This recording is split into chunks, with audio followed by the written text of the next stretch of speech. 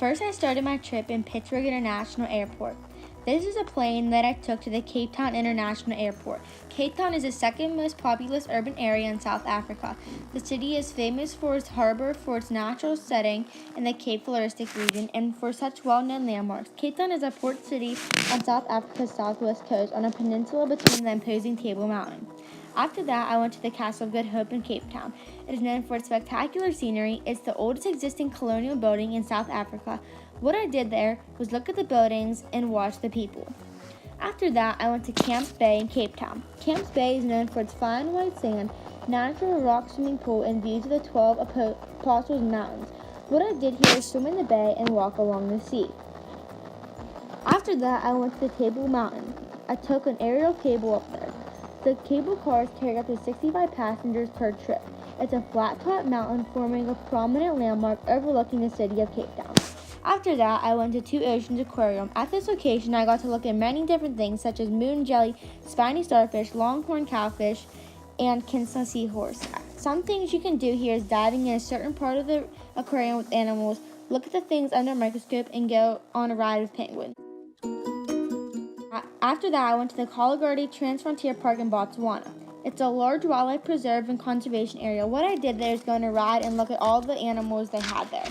After that, I went to the Kobe National Park in Botswana. It is known for its large herds of elephants and Cape buffalo, which are also covered to the Chobe riverfront in the dry months. At the park, I saw many animals such as elephants, monkeys, jackal, pups, giraffes, cheetahs, and lions. After that, once I was done with that, I went to Victoria Falls in Zambia. It is a waterfall in southern Africa on the Zambezi River at the border between Zambia and Zimbabwe.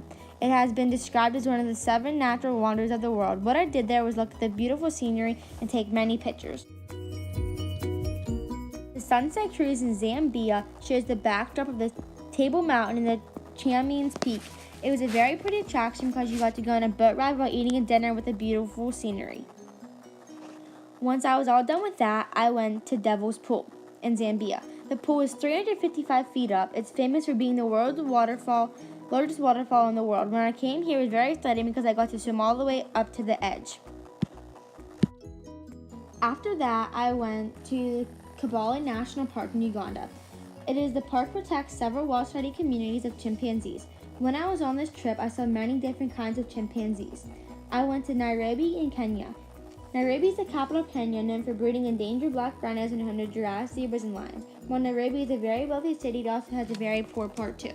After that, I went to Mogadishu, Somalia. You're not supposed to travel to any part of Somalia because of armed conflict, the ongoing very high rate of terrorist attacks, and kidnapping and dangerous levels of violent crime. After that, I went to Timbuktu in Mali. Timbuktu is one of the 8 administrative religions of Mali. While I was here, I got to look at many historical features. Altogether, I love this trip very much.